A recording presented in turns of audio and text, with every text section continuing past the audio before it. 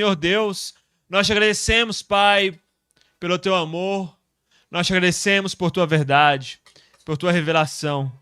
Nós te agradecemos porque o Senhor veio uma vez e porque o Senhor virá novamente. Essa é a nossa fé, essa é a nossa esperança, ó Deus. Senhor Jesus Cristo, nós te aguardamos, nós ansiamos por tua vinda. Manifeste-te em nosso meio, Senhor. Em nome de Jesus nós oramos. Amém. Meus irmãos, feliz ano novo. Feliz ano novo. Enfim, nós damos início a um novo ano litúrgico em nossa igreja. E eu sei que provavelmente vocês devem estar estranhando alguém desejando um ano novo no dia 3 de dezembro. Afinal de contas, hoje não é o comum 1º de janeiro, mas a forma como nós cristãos, especialmente aqueles que guardam as práticas milenares da igreja e a forma como a igreja, há mais de 2 milênios, marca o seu tempo de uma forma diferente, essas pessoas entendem que hoje nós estamos dando início a um novo ano. Por isso, um feliz ano novo a todos vocês. Meus irmãos, a prática cristã milenar de marcar o tempo de uma forma diferente coloca no centro da história, da nossa história, a pessoa de Jesus. Obrigado. E para nós, o ano se inicia com a espera do nascimento de Jesus. 4 domingos antes do Natal, nós reiniciamos tudo e entramos na estação do Advento. A estação que tem como tema a espera. Nós, como igreja, nos juntamos com Israel, que esperava a vinda de seu Cristo. Da mesma forma, nós hoje, como Israel aguardou no passado, nós hoje aguardamos a segunda vinda de Cristo. E nesse tempo em que nós esperamos a vinda de Cristo, nós desejamos que espiritualmente Cristo possa nascer em nossos corações. Além disso, a decoração do Advento apresenta um charme todo especial, não é mesmo? Neste período nós começamos a acender a coroa do Advento, como nós temos aqui. No primeiro domingo do Advento, nós começamos a montar em nossas lares as famosas árvores de Natal. Além disso, algumas casas colocam guirlandas, outras colocam meias enfeitadas, e nós sempre vemos muito pisca-pisca. E existem pessoas que colocam Papai Noel, existem pessoas que reclamam do Papai Noel, existem pessoas que vão falar que eu coloco Papai Noel e não tem problema nenhum. E tá tudo bem. E dessa forma, meus irmãos, a decoração das nossas casas começa a ganhar um charmoso clima natalino. Além disso, até mesmo as igrejas, até mesmo aquelas não tão ligadas às tradições milenares da igreja, se deixam levar pelo clima natalino desse período do Advento, e nós começamos a ver que elas colocam piscas-piscas para ligar. Nós observamos também que em certo momento vai acontecer alguma peça e nós vamos poder ver animais, crianças fantasiadas de animais, crianças fantasiadas de ovelhinhas.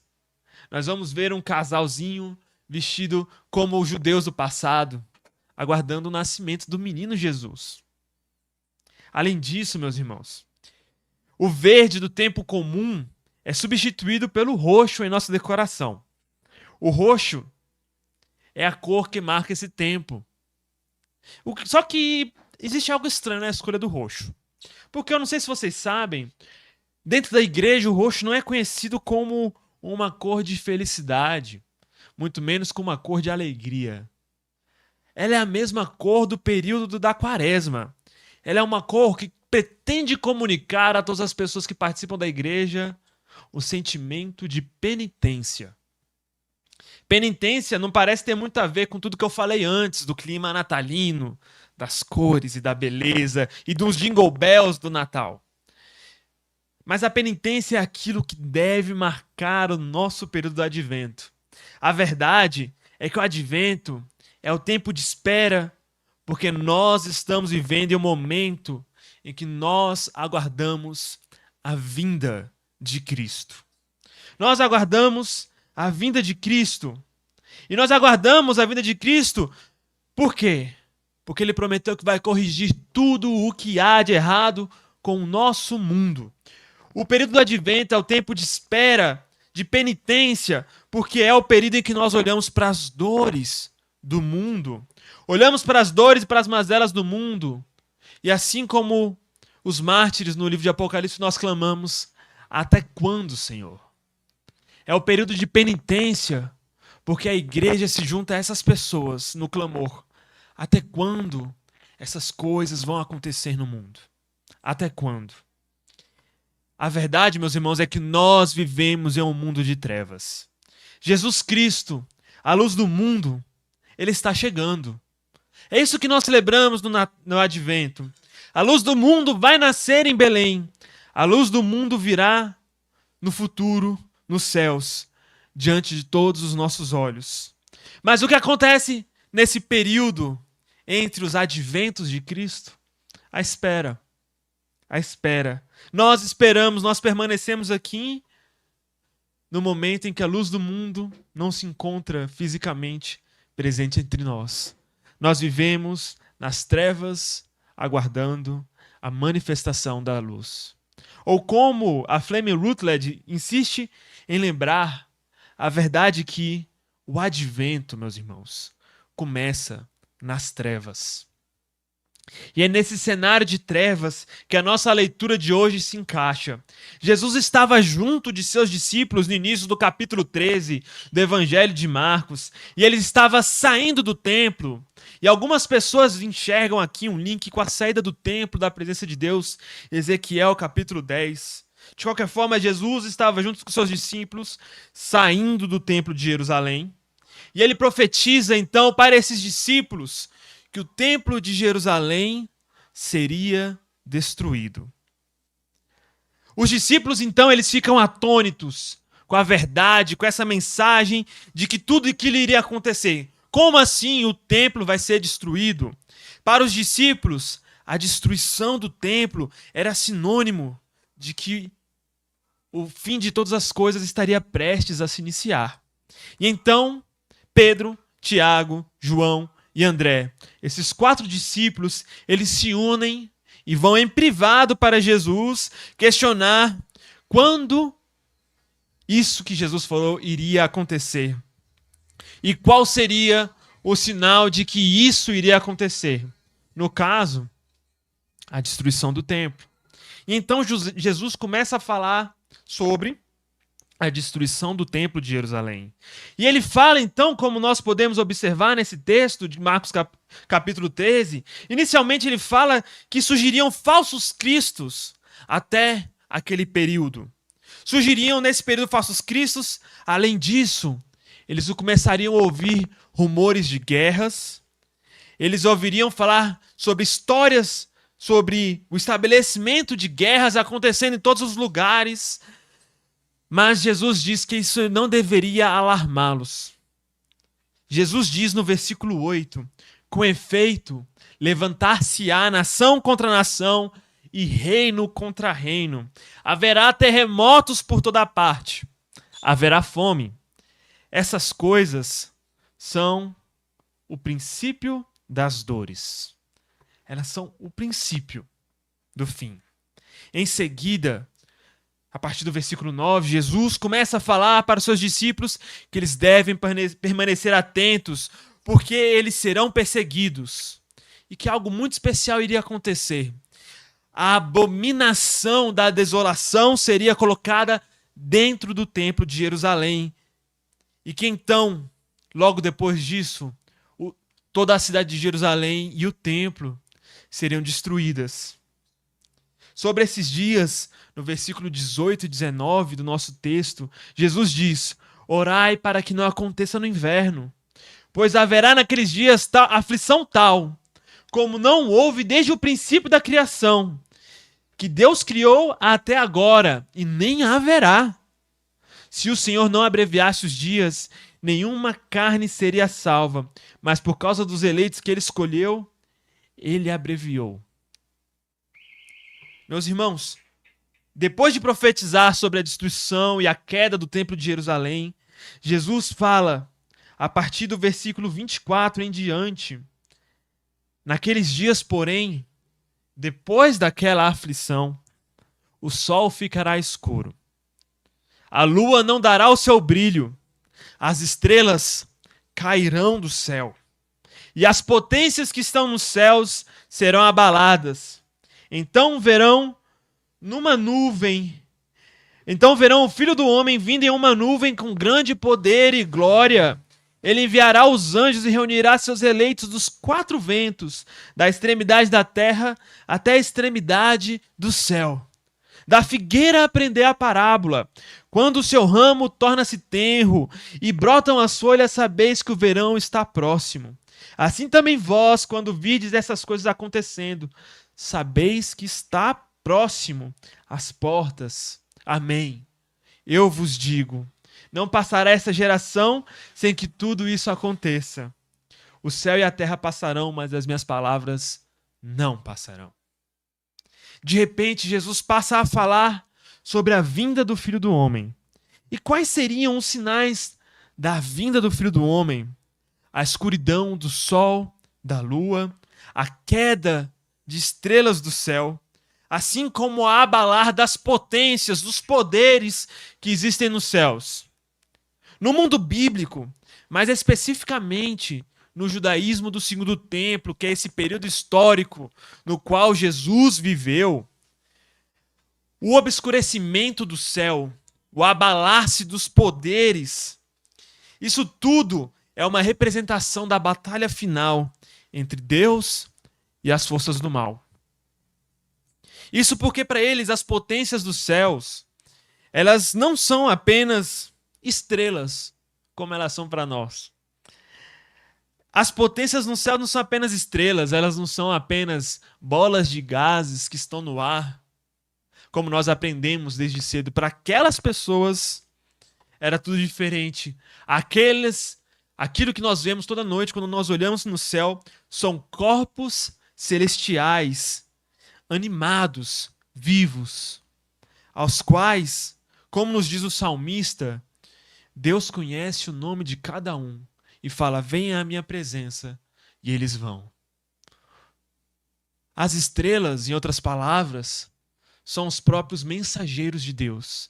Nós conseguimos olhar para o céu, e quando nós olhamos para o céu, nós vemos no céu aqueles que estão adorando ao Deus que está hierarquicamente um pouco mais alto. Você consegue observar a adoração que acontece no céu. Pelo menos era assim que eles entendiam. Era dessa forma como eles viam a sua realidade. E não é por acaso, meus irmãos, que em diversos lugares a expulsão de Satanás dos céus é demonstrada como a queda de uma estrela. Isso nós vemos no Antigo Testamento, pelo menos releituras que são feitas no Antigo Testamento como no Novo Testamento. Não é por acaso que nós vemos que essas potências no céu são abaladas aqui em nosso texto. E em seguida nós observamos, logo depois do abalar dos poderes no céu, a vinda do Filho do Homem com grande poder. O biblista Joel Marcos, eles enxerga aqui mais uma vez um tema que está presente em todo o Evangelho de Marcos e que vocês vão ver mais vezes nesse próximo ano que vai de vir, que é que os demônios tremem, eles possuem medo na presença de Deus. Os poderes, sejam eles bons ou ruins, eles temem na presença de Jesus, do Messias de Deus. E quando isso tudo vai acontecer conforme Jesus, toda essa descrição de batalha entre luz e trevas, entre o bem e o mal, que seria logo depois o mal derrotado e o Filho do Homem viria. Quando isso viria a acontecer, o nosso texto diz, a partir do versículo 32, quanto àquele dia ou hora, porém ninguém sabe, nem os anjos no céu, nem o Filho, senão o Pai. Estai atentos, vigiai, pois não sabeis quando é o momento. É como um homem que viajou para longe, deixando sua casa e dando a seus servos autoridade, a cada um seu trabalho, e ao porteiro ordenou que vigiasse. Vigiai, portanto, pois não sabeis quando o Senhor da casa vem, ou à tarde, ou no meio da noite, ou ao cantar do galo, ou de manhã. Não aconteça que, chegando improvisadamente, vos encontre dormindo. O que vos digo a todos: vigiai. Qual será a hora? A hora é que nós não sabemos. A verdade é que nós não sabemos a hora. Eu sei que você deve ter visto em algum lugar alguém fazendo previsões sobre o fim do mundo. Nós podemos nos lembrar de um místico, Joaquim de Fiore. Conheci ele esse ano, nos meus estudos de Apocalipse. E ele determinou que o reinado de Cristo sobre a terra começaria no ano 1200, entre o ano 1200 e 1260. Depois desse erro, seus seguidores revisaram os seus cálculos. Essa data foi colocada em 1290. E depois, ainda previram para 1335. Ou então nós podemos lembrar do fazendeiro William Miller, que depois de anos de estudo, principalmente de Daniel capítulo 8, ele concluiu que a destruição do mundo estava prevista na Bíblia e o mundo acabaria no dia 21 de março de 1843 ou 21 de março de 1944, um desses 2 dias no ano.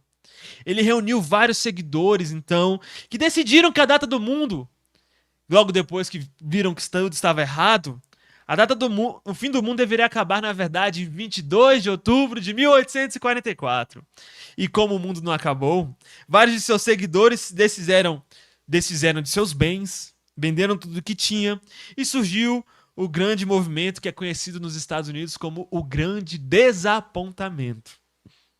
E alguns de seus ex-seguidores fundaram a igreja que nós conhecemos hoje, alguns, não todos, a Igreja Adventista do Sétimo Dia.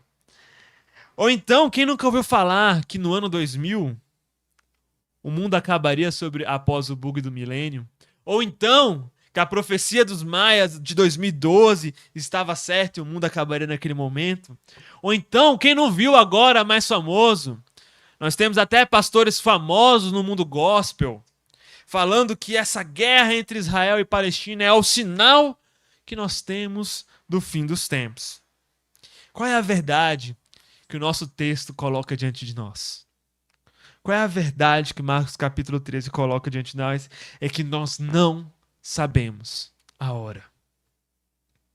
Se você olhar bem para esse texto, você vai ver que rumores de guerra são sinais anteriores. O sinal posterior, verdadeiro, é o conflito no céu, final, de acordo com Marcos capítulo 13. Ok? Por isso, meus irmãos, esse é o texto que abre o nosso advento. Um texto que fala sobre a vinda de Jesus e sobre a espera, sobre vigiar, sobre vigilância. A estação do advento quer nos ensinar a disciplina da espera. Quer que nós aprendamos a viver uma esfera fiel até a manifestação de Jesus Cristo. A verdade é que nós não sabemos quando tudo isso irá acontecer, mas nesse meio tempo, em que nós não sabemos quando Jesus retornará, nós somos exortados a vigiar e permanecer fiéis. É isso que o nosso texto exige de nós hoje. Por exemplo, ainda sobre o advento, enquanto permanecia encarcerado pelo regime nazista, o pastor e teólogo Dietrich Bonhoeffer, ao analisar a sua situação naquela cela nazista, onde ele estava aguardando, e por fim ele acabou sendo morto pelo regime do Führer, ele estava naquela cela e ele afirmou o seguinte: uma cela de prisão, onde alguém espera e espera e espera. É completamente dependente do fato de que a porta para a sua liberdade deve ser aberta por alguém que vem de fora. Essa não é uma imagem muito ruim para o advento. Assim ele se conclui em uma das páginas de suas cartas da prisão. Olhando para sua situação naquela cela de prisão, ele observou: a minha situação aqui é uma situação de advento, onde eu espero que alguém de fora venha para me salvar e me libertar. A esperança do prisioneiro é de que alguém de fora abra as portas e liberte o prisioneiro. Nós precisamos, meus irmãos, a verdade do advento é que nós precisamos que alguém de fora invada a nossa realidade para trazer a nossa salvação, porque nós mesmos não podemos nos salvar. Nós precisamos que alguém venha para nos salvar. Nós não podemos nos libertar, nós não podemos conquistar, nós não podemos nenhum desses verbos. Nós somos totalmente dependentes da ação de um outro para vir e arrancar as nossas correntes e nos trazer para perto de si. Redimir aquele que é escravo. E enquanto isso, enquanto nós estamos nesse período entre adventos de Cristo, nós aguardamos. Nós aguardamos, mas nós aguardamos com esperança. Nós aguardamos com esperança, pois um dia todos os poderes das trevas que encontraram a sua primeira derrota quando Jesus Cristo foi crucificado, e ali eles perderam o início da batalha, no final dos tempos, eles terão sua derrota final, a sua derrota derradeira. A verdade é que a vida inteira da igreja, do início ao fim, é um longo advento. A vida da igreja é ter em seus lábios, assim como o profeta Isaías proclamou na nossa leitura de hoje: ah, se tivesses dilacerado os céus e descido, por tua causa montanhas teriam tremido, como o fogo incendeia a capoeira seca, como o fogo ferve água, para tornar teu nome conhecido a todos os seus adversários.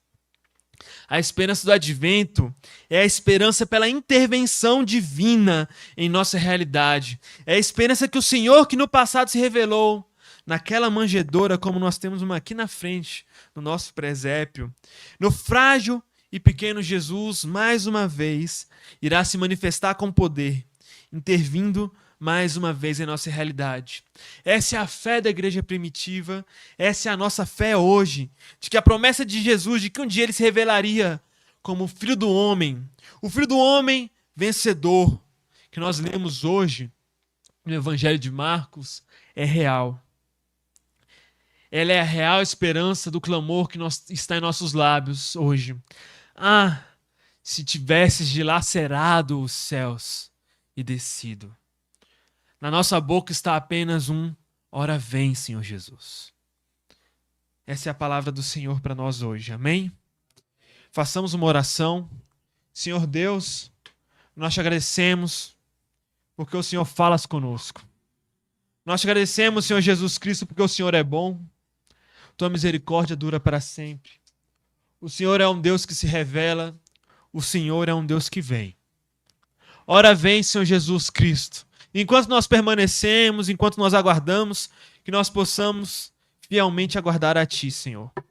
Senhor, dá-nos o Teu Santo Espírito, ajuda-nos em nossas fraquezas. Que nós possamos, Pai amado, ter a nossa esperança colocada no lugar certo, em Ti, Senhor. Guarda nossas mentes, guarda nossos corações. Senhor Jesus Cristo, vem com Tua salvação. É isso que nós pedimos, em nome de Jesus. Amém.